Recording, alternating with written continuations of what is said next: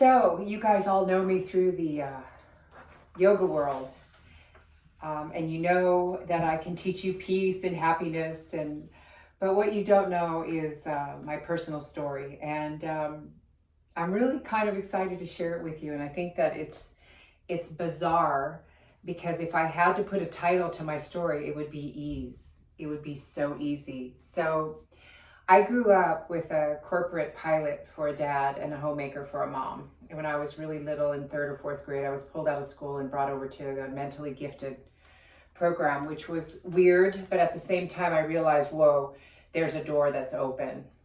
Not long after that, I won the science fair. Not long after that, I tried out for the cheerleading squad and made it. Tried out for the gymnastics team and made it. Not long after that, my dad got a huge promotion. We moved to Alamo. I got a horse, I got a pool. Life just became easier, and it just kept on getting easier. I graduated from high school, got a little job, fell in love with my boss, moved to Milwaukee.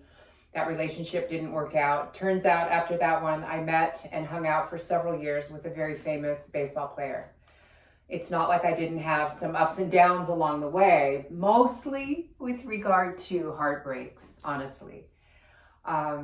My life just continued to be easy. I traveled. I had a very successful career in finance. I started my own decorative painting business, started a couple businesses. It's just been so ridiculously easy when I stop and think about it, right?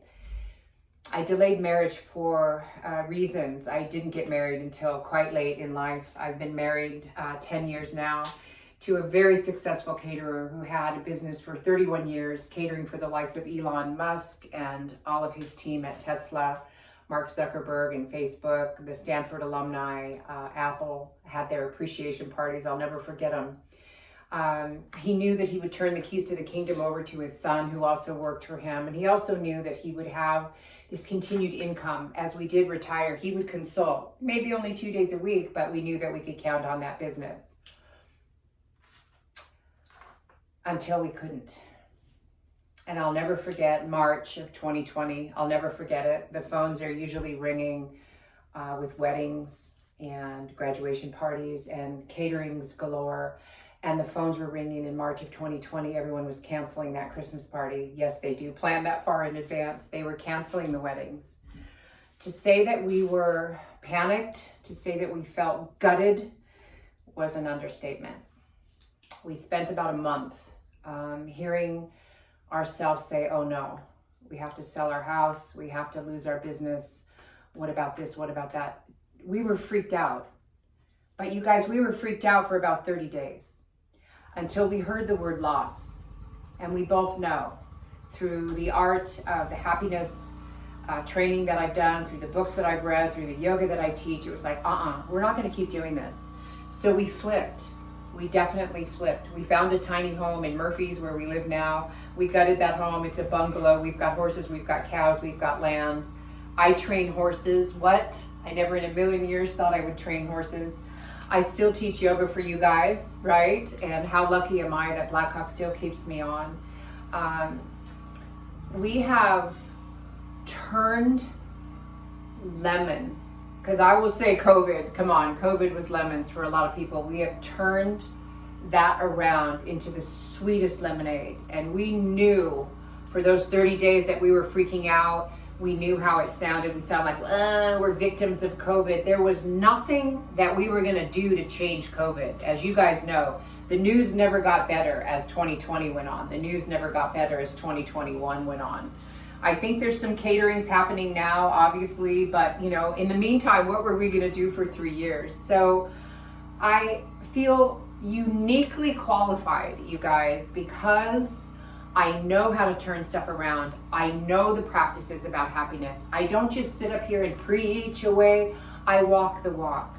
So I am uniquely qualified to teach you happy for no reason. This is a certification program that I've been in that talks a lot about the happiness set point. So maybe today we're feeling like a 5. I'm going to teach you how to get to a 6 or maybe a 7, and not just for today, you guys, for a lifetime.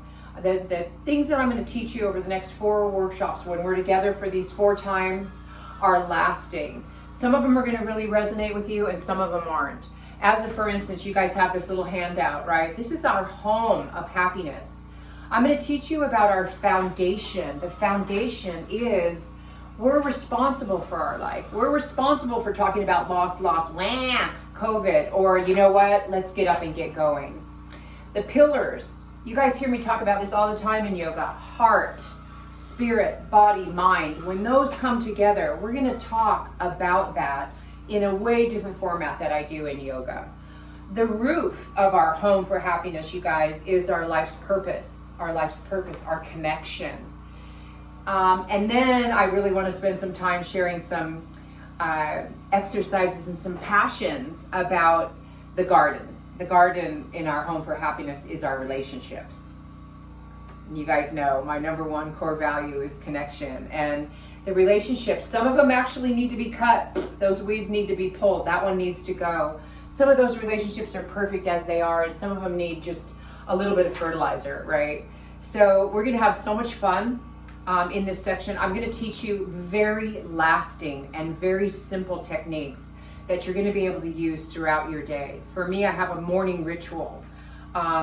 Before I do anything, I go down into my garden, I take my little journal. I have two. One is specifically for gratitude and one is just kind of my everyday journal.